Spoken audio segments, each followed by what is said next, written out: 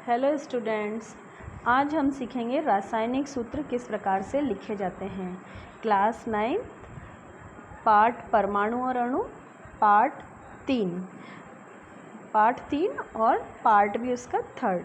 पिछले वीडियो में हमने पढ़ा था कि आयन किस प्रकार से बनते हैं, उनसे आयनिक यौगिकों का निर्माण किस प्रकार से होता है।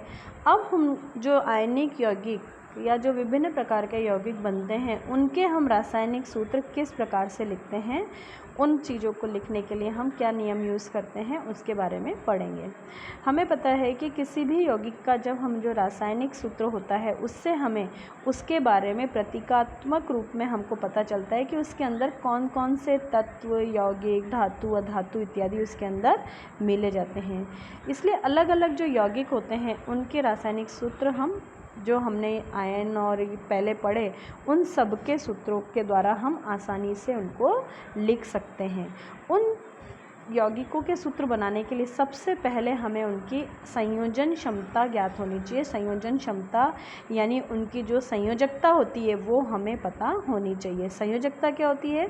जो भी किसी तत्व की जो संयोजन शक्ति होती है या जो उसके बाह्यतम कक्ष में जो इलेक्ट्रॉन्स होते हैं जो वो किसी भी तत्व को देकर या लेकर यानी जो आयनों का निर्माण करते हैं वो क्या कहलाती है? उनकी संयोजन शक्ति या संयोजकता कहलाती है। अब इन संयोजकताओं के आधार पर हम किसी एक तत्व के परमाणु दूसरे तत्व के परमाणुओं के साथ वो क्या करते हैं? आपस में संयोग करते हैं और नए नए रासायनिक यौगिकों का निर्माण करते हैं। और अब उन रासायनिक यौगिकों के रासायनिक सूत्र बनाने के लिए हम क्या करते हैं? उनकी संयोजकताओं का उपयोग करते हैं जिससे कि हम उनके सूत्र बना सकें। कुछ तत्वों के सरल और बहुपरमाणुक आयनों के संयोजकता और उनका किस प्रकार से हम उनके संकेत होते हैं उनको लिखते हैं। जैसे कि सोडियम का Na++ यानी उसकी संयोजकता कितनी होगी? 1। पोटेशियम K+ यानी उसकी संयोजकता क्या हुई? 1 को हम जनरली नहीं लिखते हैं। अगर उसके ऊपर प्लस लगा हुआ है और उसके साथ कोई संख्या नहीं है तो वो क्या बताएगा कि वो उसकी संख्या है 1 है। Silver Ag+। इसी तरह से जैसे मैग्नीशियम Mg2+ यानी उसकी संयोजकता कितनी है? 2+2 है उसकी संयोजकता। इसी प्रकार से इस सारणी के अंदर आपको विभिन्न प्रकार के अलग अलग यौगिकों के बारे में आपको दिखाई दे रहा है। ये हमको याद करने पड़ेंगे सभी, क्योंकि जब हमको इनकी संयोजकता हर तत्व की, हर यौगिक की, एल्युमिनियम है, आयरन है, नाइट्राइड है, बहुपरमाणुक भी है, एकल परमाणुक भी है, तो हमें इन सब की संयोजकताएं याद होगी तभी हम जाके सही रूप से किसी भी यौगिक का संरचना सूत्र बना सकते हैं। इसी के लिए जैसे जो हमने देखा कि जो ऊपर संयोजकताएं दी गई हैं इनको किस प्रकार से संयोजकताओं को किस बनाकर से बनाएंगे वो हम अगले लेसन में पढ़ेंगे। इस बार हम इन संयोजकताओं का, जो सारणी में संयोजकताएं दी गई हैं, इन संयोजकताओं का उपयोग रासायनिक सूत्र लिखते समय हम किस प्रकार से इनका उपयोग करेंगे उनके लिए कुछ नियम हैं। उन नियमों को हम देखते हैं। जैसे कि सबसे पहला नियम इसमें क्या आता है कि जब हम आयन की संयोजकता यूज़ करेंगे तो आयन की संयोजकता के लिए आवेश संतुलित होना चाहिए। सबसे पहला नियम है इसका कि जब भी हम जो यौगिक लेंगे, जो आयन लेंगे, उन आयनों की संयोजकता और आवेश संतुलित होना चाहिए।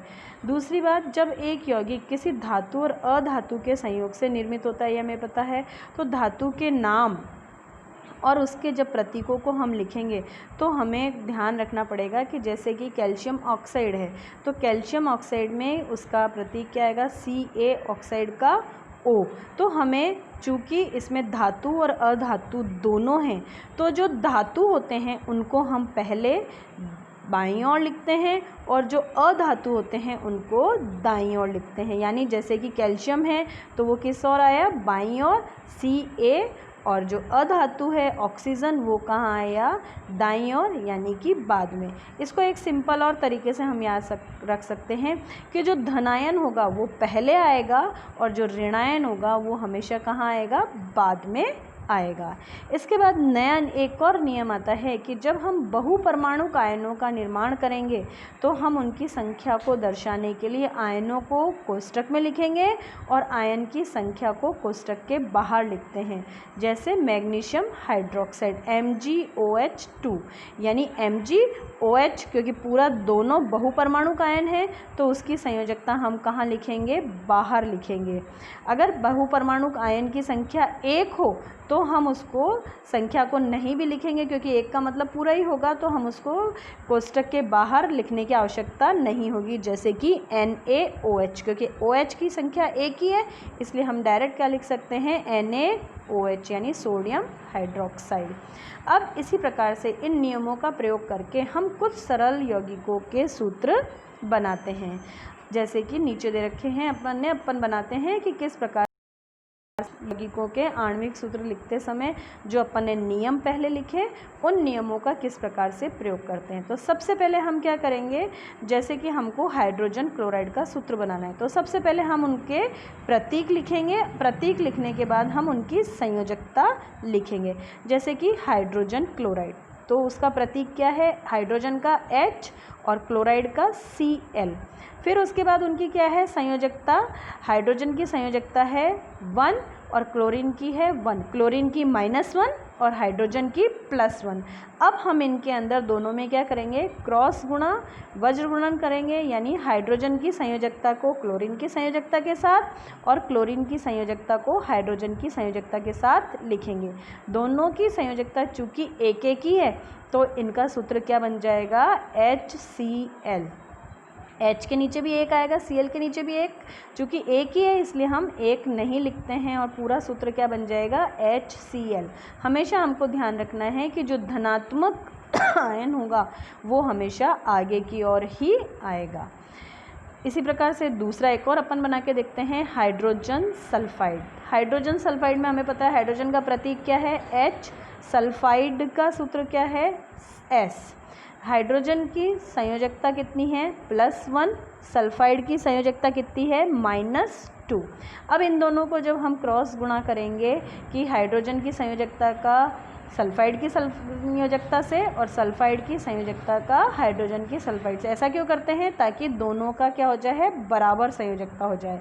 तो H के नीचे क्या आ जाएगा? 2 और सल्फाइड के नीचे 1। चूँकि एक हम नहीं लिखते हैं तो इसका सूत्र क्या हो जाएगा? H2S, hydrogen sulphide H2S। अब इसी प्रकार से एक और आप देख सकते हैं, जैसे कि कार्बन टेट्राक्लोराइड। कार्बन का प्रतीक क्या है? C और उसकी संयोजकता कितनी है? 4। इसी प्रकार से क्लोरीन, क्लोरीन की संयोजकता कितनी है? -1। इन दोनों का आपस में क्रॉस गुणा किया तो क्या गया? CCl4, क्योंकि कार्बन क्लोरीन की कितनी है? 4, सॉरी कार्बन की कितनी है? 4। तो कार्बन की जब हमने क्लोरीन के साथ गुणा किया तो उसके साथ कितना आ गया? CCl4। इसी प्रकार से हम बहुत सारी यौगिक बना सकते हैं। अलग अलग क्लोराइन करने के बाद हम उनको आड़ा तिरछा गुणा करके हम किसी भी यौगिक का सूत्र प्राप्त कर सकते हैं।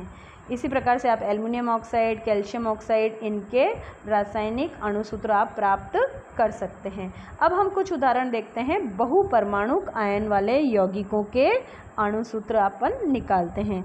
जैसे बहुपरमाणुक आयन में आपके पास आया सोडियम नाइट्रेट। हमें पता है सोडियम का प्रतीक क्या है? Na और उसका संयोजकता कितनी है? +1। NO3 नाइट्रेट, नाइट्रेट की संयोजकता कितनी है? -1। इन दोनों का क्रॉस गुणा करेंगे तो क्या हो जाएगा? NaNO3, क्योंकि एक ही है इसलिए हम एक नहीं लिखेंगे, केवल आपका जो बहुपरमाणुक आयन है उसको NO3 को ऐसे ही लिख देंगे और आपके पास क्या बन गया? Sodium nitrate. इसी प्रकार से हम दूसरा एक और उदाहरण देखते हैं, कैल्शियम हाइड्रोक्साइड। कैल्शियम का सूत्र क्या होता है? प्रतीक Ca और उसकी संयोजकता कितनी है? 2+। और हाइड्रोक्साइड, इसका प्रतीक क्या होता है? OH और इसकी संयोजकता कितनी है? -1। दोनों का क्रॉस गुणा किया तो Ca एक है इसलिए हम लिखेंगे नहीं, लेकिन OH का गुणा किससे हुआ? 2+ से, तो कोष्ठक के बाहर हम क्या लिख देंगे? 2। यानी इसका जो अणुसूत्र होगा वो क्या हो जाएगा? CaOH 2। Thank you.